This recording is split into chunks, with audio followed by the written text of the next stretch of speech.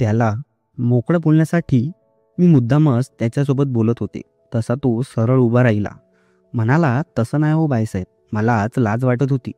तसं मी म्हटलं, "अरे, शेतात काम करायचं म्हटल्यावर असंच राहावं लागणार.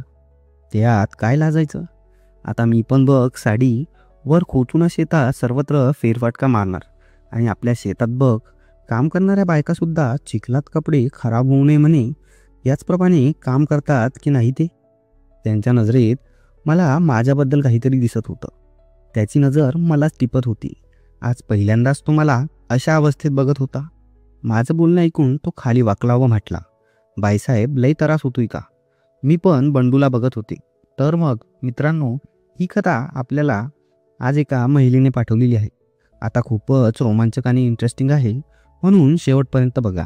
हा तिच्यासोबत घडलेला पहिलाच अनुभव तर नाही, पण कथा खरंच छान आहे. तुम्हाला आवडेल. चला तर सांगतो तिच्या शब्दात. मित्रमैत्रिणींनो, मी सुनीता. मी आज एक खरी कथा आपल्यासमोर सादर करत आहे. माणूस हा आयुष्यभर फक्त एका गोष्टीवरून भुकेला असतो, ते म्हणजे आपुलकीची वागणूक. मीही आजपर्यंत त्या आपुलकीपासून वंचित राहिलेली आहे. त्याचं मुख्य कारण म्हणजे माझा नवरा. तर माझं लग्न वयाच्या 18व्या वर्षीच झालं होतं. मला एकच मुलगी आहे. मुलीचं नाव लता. त्यानंतर मला काही मेडिकल प्रॉब्लेम झाले, त्यामुळे मी परत आई होऊ शकली नाही. इथं गावात शिक्षणाची काहीच सोय नव्हती, म्हणून तिला तिच्या आत्याकडे शहरात नाशिकमध्ये पाठवले. आणि घरी मी आणि माझे पती व सासूबाई आम्ही तिघच असतो. लग्नाआधी मी दिसायला सुंदर होतेच, पण शरीरयष्टी हवी तशी नव्हती. पण जसं जसं लहान मुलांच्या मेंदूचा विकास हळूहळू होतो, तसंच मग लग्न झाल्यानंतर हळूहळू माझाही विकास झाला. वयाची 27-28शी गाठत मी खूपच डौलदार आणि आकर्षक दिसत होती. आता मी 42 वर्षाची आहे, पण एखाद्या 24 वर्षाची मुलगीही माझ्यासमोर पाणी भरेल दिसण्यात. माझं शरीर एवढं मोहक आणि सुंदर आहे की अजूनही गावातले जवान मुलं पोरं माझ्या मागे काय काय बोलतात माहिती आहे का? आणि हे माझ्या नवऱ्यालाही चांगलंच ठाऊक आहे. पण आधीपासूनच माझा नवरा माझ्याकडे नीट लक्ष देत नव्हता. लग्न झाल्यावर त्याचा माझ्याशी व्यवहार ठीक नव्हता. मी ऐकून होते की गावामध्येही तो 2-3 बायकांच्या घरी सतत जातो. त्या बायका त्याच्या जुन्या मैत्रिणी आहेत. गावातल्या बायकांकडून माझ्या नवऱ्याच्याबद्दल मी खूप काही ऐकलं होतं. त्याला दारूचंही प्रचंड व्यसन आहे. घरी बक्कळ शेतजमीन असल्यामुळे कसली चिंता नव्हती त्याला, म्हणून माझ्याकडे लक्ष देणं तो गरजेचं समजत नव्हता. आणि कधीतरी महिन्यातून 2 महिन्यातून एखाद्या वेळा माझ्याजवळ यायचा. आता महिन्यातून 1 वेळा येणार, आणि तेही दारू पिऊन. यामध्ये कोणत्या प्रकारे मला खुश करू शकेल, मला प्रेम देऊ शकेल, तुम्हीच सांगा. आणि त्यात दुसरी गोष्ट म्हणजे अशी की आमच्या घरापर्यंतही कोणताही गावातला माणूस येत नसे.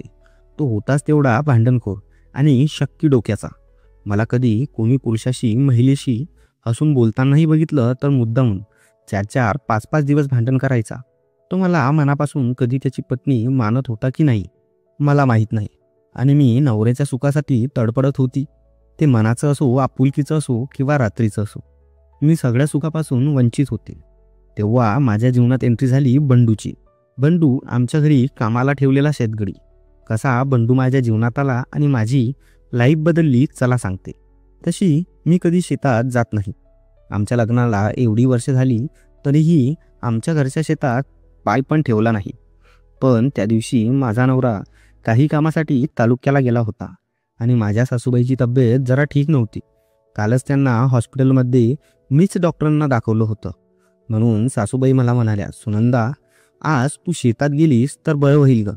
अगं, खुरपण्यासाठी शेतात बायका बोलवल्यात आपण. शेतगड्याने पण आपल्या घरचं माणूस असलं पाहिजे, नीट काम करून घेता येते व बायका कामचुकारपणा करणार नाहीत. मी सासूबाईंना हो म्हटलं आणि माझी शिल्लक राहिलेली कामे सर्व आवरावर करू लागले. स्वयंपाक तर झालाच होता. सासूबाई म्हणाल्या, "मी घरातला आवरते, तू आधी तुझा आणि आपल्या शेतगड्याचा दोन्ही डबे भरून शेतात जायला निघ. 9 वाजायला आले. एवढ्यात बायका येतील शेतात." मग मी डबा व पाणी घेऊन शेताकडे निघाले. आज खूप दिवसांनी मी शेतात निघाले होते. खूप भारी वाटत होतं. पाऊल वाटेने मी एकटीच चालत होते. अंगाला थंड वारा लागत होता आणि त्या हवेत माझ्या दबलेल्या भावना बाहेर उडी मारून येत होत्या. कारण घरात चुलीवर स्वयंपाक करताना एवढी गरमी लागत होती मी तर घामाघूम झाली होती, म्हणून त्या हवेमुळे मला एकदम थंडावा जाणवत होता. निसर्गाच्या त्या थंडगार हवेसाठी म्हणतात ना, सकाळची हवा आरोग्यासाठी चांगली असते, तसं त्यांना थंड हवा लागताच ते एकदम कडक व मोठे होऊ लागले होते. शेवटी मी पण एक स्त्री आहे. किती दिवस मी माझ्या भावना दाबून ठेवणार होते. मी चालत होते, पण माझ्या मनात विचारांचं काहूर उठलं होतं. काहीही जुगाड करून मला एका चांगल्या मित्राची गरज होती. त्यासाठी एका पुरुषाची गरज होती आणि मी विचार करू लागले. मी विचार करत चालत होते, इतक्यात मला एक आशेचा किरण दिसला. तो म्हणजे आमचा शेतगडी बंडू. त्याचं नाव सहदेव आहे, पण सगळे त्याला बंडू नावानेच बोलावतात. तो 5 वर्षापासून आमच्याकडे सालाने शेतकरी म्हणून काम करतो. सर्व शेतीची देखभाल, किरकोळ कामे तो करत असतो. अत्यंत प्रामाणिक आहे. शेतातच एक छोटंसं घर बांधून दिलंय त्याला. घर कसलं, एक छोटीशी झोपडी आहे. त्यावर फाटलेले तुटलेले टीन टप्पर टाकलेले आहे. तो एकटाच तिथे राहत असतो. तो दिसायला सावळाच आहे, पण त्याची शरीरयष्टी एकदम धष्टपुष्ट आहे. उंच पुरा, विशाल छाती व कोणतीही बाई त्याच्याकडे टकलावून बघत असे. त्याचं वय अंदाजे 35-36 असे. एकदम रांगडा तरुण दिसत होता. त्याचं लग्न झालेलं आहे. त्याला 2 मुलं आहेत आणि त्याचा परिवार त्याच्या गावी असतो. तो 2 महिन्यातून गावाला जात असे, पण त्याला पर्याय नव्हता. तो काम सोडून दर 4-8 दिवसाला गावी जाऊ शकत नव्हता. शेवटी तो सुद्धा एक पुरुष आहे. त्याला ही भावना आहेतच. कदाचित तो पण शेतात राहून काहीतरी शोधतच असेल ना, असं मला वाटायचं. आणि त्यात गैर काय आहे? माझं मन त्याच्यावर येऊन ठेपलं होतं. मी त्याला पाहूनच त्याच्या प्रेमात पडले होते. आज मी माझ्या जाळ्यात त्याला अडकवतेच, म्हणजे आम्हा दोघांचीही कायमचं टेन्शन दूर होईल, असा निश्चय करतच मी कधी शेतात पोहोचले हे मलाच कळले नाही. मी उभी होते. मला बघताच बंडू धावतच माझ्या जवळ आला. मी घराबाहेर उभी राहून सर्वत्र नजर फिरवत होती. बंडू म्हणाला, बाईसाहेब, आज तुम्ही कसं काय येणं केलं शेतात? उगाच दरास घेतलायसा तुम्ही? मी हाय ना इथलं सगळं बघाया. साहेबांना कळलं तर रागावतील नवं. मी त्याच्याकडे पाहिलं तर तो वरती बनियान व खाली लुंगी गुंडाळलेली होती. ती पण दुमडून कमरेला खोचलेली होती. त्याचं अंग शेतात काम करून मातीनं भरलेलं होतं. त्याला पाहून माझी अधिकच वळवळ करू लागली होती. मी त्याला असं निरखून पाहते हे बघून तो शरमून मान खाली घालून उभा राहिला होता. त्याची शरीरयष्टी बघून मी आधीच त्याच्यावर भावले होते. आता मला धीर धरवत नव्हता. मी त्याला म्हटलं, अरे असा लाजतोस काय? तू का माझ्यासमोर असा उभा आहेस का? त्याला मोकळं करण्यासाठी मी मुद्दामच बोलत होते. तसा तो सरळ उभा राहिला व म्हणाला, तसं नाही हो बाईसाहेब, मला आज कसं तरी वाटत होतं. तसं मी म्हटलं, अरे शेतात काम करायचं म्हटल्यावर असंच राहावं लागणार, त्यात काय लाजायचं? आता मी पण बघ साडीवर खोचूनच शेतात सर्वत्र फेरफटका मारणार, कारण या शेतात काळ्या मातीत चिखलात कपडे खराब होतात ना, म्हणून सर्वजण शेतामध्ये असेच कपडे वापरतात.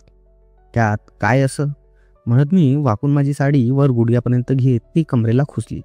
आणि नेमकं त्याचवेळी माझा पदर खाली घसरला होता आणि मी तशीच उभी होते आणि बंडू माझ्याकडे बघत होता. त्याच्या नजरेत मला माझ्याबद्दल काहीतरी दिसत होतं.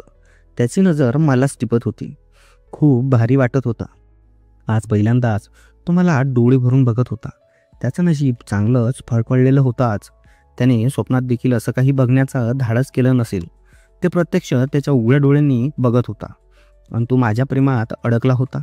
2 मिनिटांनी मी त्याला म्हटलं, आता कशी दिसते मी बंडू?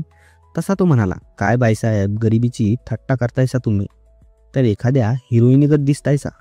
तसं मी म्हटलं, आवडली का तुला? तसं तो म्हटला, काय बी काय बोलतायसा बाईसाहेब, कोणी ऐकलं तर माझी उचल बांगडीच होईल बघा. त्याने उत्तर दिलं नाही, पण तो किती मला बघत होता हे माझ्या नजरेतून सुटलेलं नव्हतं. तसं मी त्याला मुद्दामच म्हटलं, मग काय बंडू, आता कुठलं काम करायचं शेतात? तसा तो म्हटला, जी बाईसाहेब, मला नाही कळलं कोणतं काम. मी त्याची फिरकी घेतली होती. तसं मी म्हटलं, अरे असा उभा का राहिलास? जा त्या बायका काम करतात का बघ. 4 वाजेपर्यंत आपल्या शेतातील सर्व काम झालं पाहिजे. पावसाचे वातावरण आहे, पावसाचा काही भरोसा नाही. तुझा पटकन, मी पण येते नंतर. तसा तो धावतच निघून गेला. नंतर मी पण फ्रेश होऊन पाणी वगैरे पिऊन शेतात फेरफटका मारायला निघाले. शेत होतं 10 एकर, म्हणून फेरफटका मारायला मला बराच वेळ लागत होता आणि ऊसही चांगला वाढलेला होता. डोक्यापर्यंत ऊसाचे झाड झाले होते. आभाळ आल्यामुळे ऊन व सावल्यांचा खेळ चालू होता. बाहेर मस्त वारा सुटलेला होता. खूप भारी वातावरण होतं. शेतात थोडासा फेरफटका मारून मी बंडू मागेच काम करणाऱ्या बायकांकडे जाण्याला निघाली. मी ऊसाच्या शेतातून चालत होते. ऊस चांगलाच वाढलेला होता. आता तो माझ्या डोक्यापर्यंत वाढला होता. म्हणजे ऊसात कोणी शिरलं तर बाहेरच्या माणसाला दिसत नव्हतं. साडी खराब होईल म्हणून एका हाताने माझी साडी हातात घेऊन ऊसाच्या सरीतून चालत होते. कारण मी घाईघाईने शेतात आले म्हणून मी फक्त साडीच घातली होती, बाकी काही नाही. आत पण नाही, त्यामुळे वाऱ्याची झुळूक सरळ गुदगुल्या करत होती. शेजारच्या वावरात बायका खुरपत होत्या व बंडू पण त्यांच्याबरोबर काम करत होता. मी त्यांना पाहू शकत होते, पण ते मला पाहू शकत नव्हते. आता मी दमले होते. मग मी तिथे सरीवर बसले आणि माझी साडी हव्या त्या कम्फर्टेबल झोनमध्ये ठेवली आणि थोडं समाधान होण्यासाठी मनाने गाणे गात स्वतःला ऐकवत होती. इतक्यात मला उसातून सळसळ असा आवाज येऊ लागला होता. पण वाऱ्यामुळे असा आवाज येत असेल म्हणून मी दुर्लक्ष करत मी माझं काम नियमित चालू ठेवले होते. पण थोड्या वेळातच डोक्यात विचार आला, उसात कसली हालचाल? कदाचित कोणतं जनावर तर नाही ना, रानटी डुक्कर वगैरे? मी बघितलं आणि अचानक माझी नजर समोर गेली. मी ते दृश्य बघून एकदम खुश झाले होते. कारण अगदी समोर 5-6 फुटाच्या अंतरावर बंडू. मी त्याच्याकडे पाहिलं तर तो डोळे फाडून मला बघत होता. तो उभा असल्याने मी कुठे बघते त्याला कळत नव्हतं. म्हणजेच तो मला बघत होता, पण मी त्याला बघून न बघण्यासारखं दाखवत होते, जसं की मी त्याला पाहतच नाहीये. आणि मी मुद्दामच बंडूला ऐकायला जावं म्हणून जोरजोराने आवाज मोठा करून गाणं गात होते आणि मधूनच त्याचं नाव घेत होते. मला फक्त त्याला एखादा इशारा किंवा त्याच्या लक्षात आणून द्यायचं होतं. तसा बंडू माझ्या समोर आला व म्हणाला, बाईसाहेब तुम्ही इथं काय करतायसा? काय झालंय? काय त्रास होतोय का?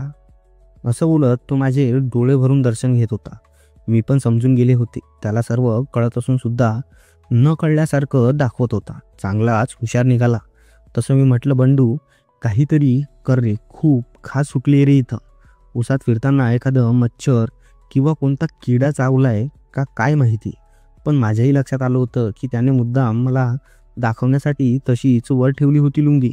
माहीत नाही, पण मला कधी एकदा बंडू माझ्यावर प्रेम करेल काय माहीत. तसा बंडू म्हणाला, बायसाहेब मी उपाय करतो, पण इथं नग, कुणीतरी बघल. तिकडं घरात जाऊन मी खास का होतंय ते बघतो. माझ्या मनात तर आनंदाच्या लाटा उठल्या होत्या. मलाही त्याचा इशारा कळला होता. आम्ही दोघं न बोलताच डोळ्यांनी सगळं समजून घेत होतो. तसं मी त्याला म्हटलं, तोपर्यंत मी नाही थांबू शकत रे बंडू. आता थोडा वेळ तरी बघ काय झालंय, नेमकं इथं का खाज येतंय? असं म्हणताच त्याचा चेहरा आनंदाने फुलून गेला होता. असं पंचपक्वानाने भरलेलं ताट समोर असताना त्याला कोण बरं नाकारेल. बंडू देखील त्याला अपवाद नव्हता. माझं बोलणं ऐकून तो खाली वाकला व किडा चावला तिथं हात फिरवत म्हटला, बाईसाहेब लय त्रास होतोय का? त्याच्या राखट हाताचा स्पर्श होताच मला करंट बसल्यासारखं झालं होतं.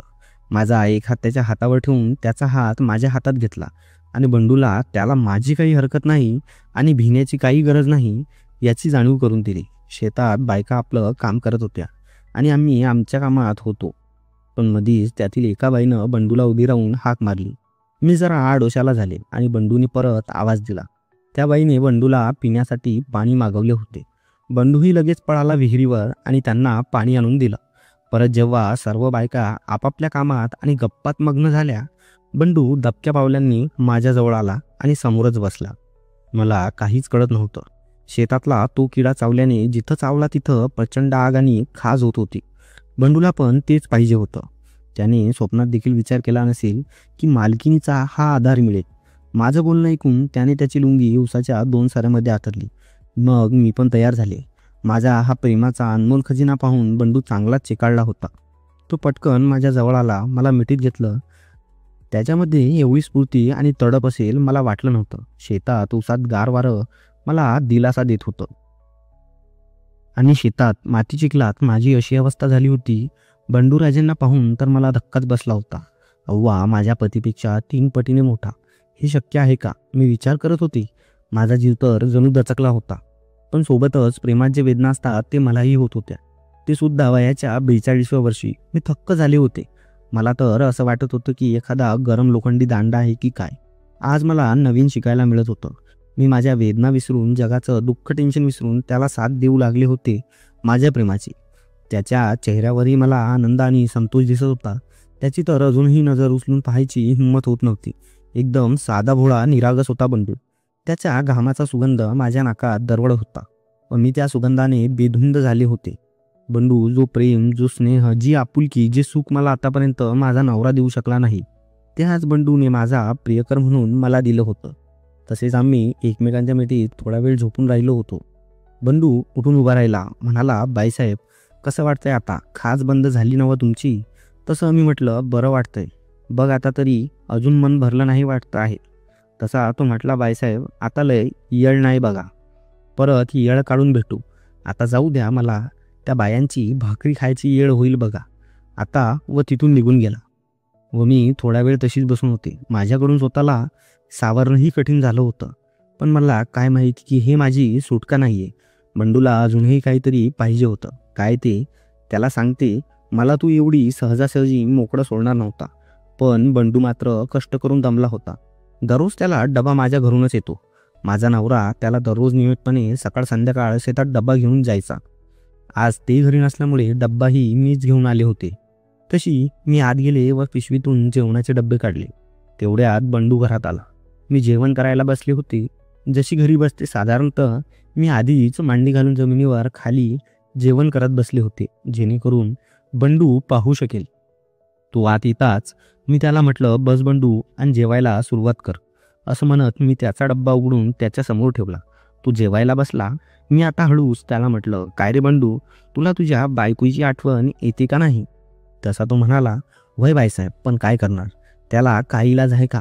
तसं मी म्हटलं, हो रे, तुझंही बरोबर आहे म्हणा, पण तुलाही वाटत असेल ना, निदान रात्रीचं तरी तुझ्याबरोबर बायको, तुझा परिवार, मुलंबाळं असावी. तुला व तुझ्या बायकोला कसं काय गरिबीत जमतं? बाई ग, मला तर अजिबात जमलं नसतं बाबा. बंडू म्हणाला, काय करणार बाईसाहेब, पोटासाठी सहन करायला लागतंय बघा. अशा प्रकारे आमचं जेवण झालं होतं. तशी मी डबे घेऊन ते धुण्यासाठी उठले. तसा बंडू पण उठला व माझ्या हातातील डबे घेण्याचा प्रयत्न करत म्हणाला, नाही बाईसाहेब, मी असताना तुम्ही कशापायी धुताय? पण मी डबे न सोडता म्हटलं, राहू दे रे बंडू, मी धुते ना. तसा बंडू म्हणाला, हो, पण मला फुटबॉल माझ्या मनासारखा खेळू देशाल तर? मी त्याच्याकडे पाहिलं. आता तू माझा झाला आहेस. मला खूप प्रेम झाले तुझ्यावर. मला तू आवडतोस. मग कसं काय धुवू देऊ तुला डबे? तो माझ्या हातातील डबे ओढत होता व मी पण डबे सोडत नव्हते. मी म्हटलं, ठीक आहे, मला धुवू दे डबे, मग खेळते तुझ्याबरोबर फुटबॉल. नवराही कुठे 7 वाजेपर्यंत घरी येणार नव्हता. शेतातील बायाचा कामाचा वेळ कधीच झाला होता. ती निघून पण गेले होते. मग काय, बंडू माझ्याकडे भुकेल्या वाघासारखा बघत होता. हळूहळू त्याने मला त्याच्या जवळ मिठीत घेतलं.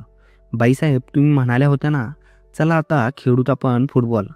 मी म्हटल्यावर गड्यानं फुटबॉल हातीच पकडले आणि लागला खेळायला.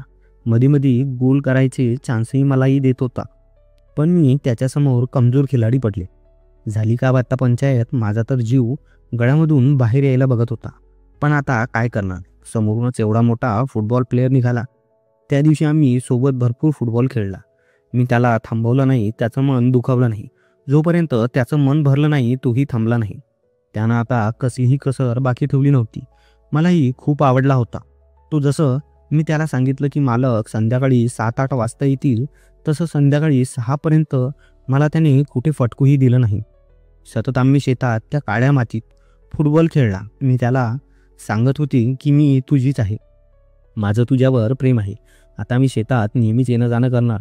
पण पठ्ठ्या एकाच दिवशी असा खेळला की फुटबॉल खराब झाला माझा आणि मला सरळ संध्याकाळच्या वेळेस घरी सोडलं. वापसीत येताना मी त्या डब्बा भरून म्हशीचं ताक आणि दूधही दिलं. तो ते घेऊन हसत निघून गेला. मित्रांनो, ही कहाणी तुम्हाला नक्कीच आवडली ना? पण पुढे बंडूने पुढचा प्रवास कसा केला हे जाणून घ्यायचं असेल तर दुसऱ्या भागासाठी कमेंटमध्ये लिहा 2 आणि व्हिडिओला 1 लाईक नक्की करा आणि हो, चॅनल सबस्क्राईब करायला विसरू नका. चला मग परत भेटू अशाच एका नवीन कथेत.